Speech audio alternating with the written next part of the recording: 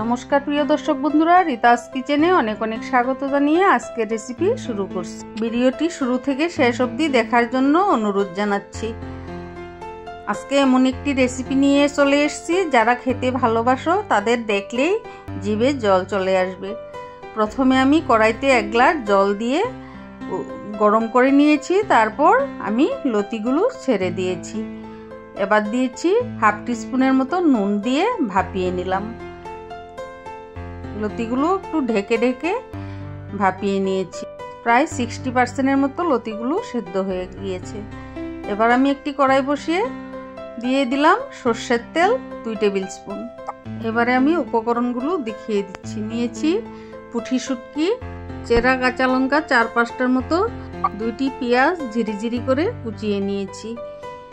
এবারে তেলটা গরম হয়ে এসছে, তেলে ফোড়ন দিয়েছি পেঁয়াজ কুচি। এবারে থেতু করা রসুনগুলো দিয়ে দিচ্ছি।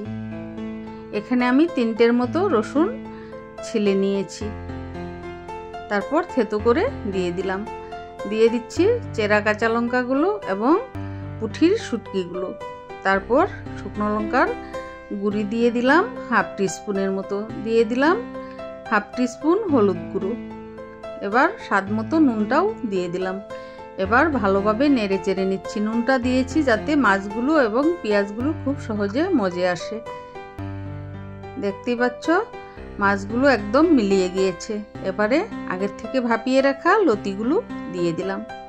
এবার ভালোভাবে নেড়ে চেড়ে মিলিয়ে নিচ্ছি। এইভাবে একবার বাড়িতে বানিয়ে দেখো।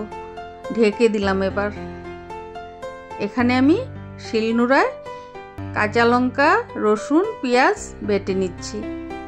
এদিকে ঢাকনা খুলে দেখলাম লতিগুলো একদম নরম হয়ে এসছে। এবার আগের থেকে বেটে রাখা মশলাটা দিয়ে দিচ্ছি। বন্ধুরা, আমার রেসিপিটি যদি ভালো লেগে থাকে অবশ্যই লাইক, কমেন্ট এবং সাবস্ক্রাইব করে আমার পাশে থেকো।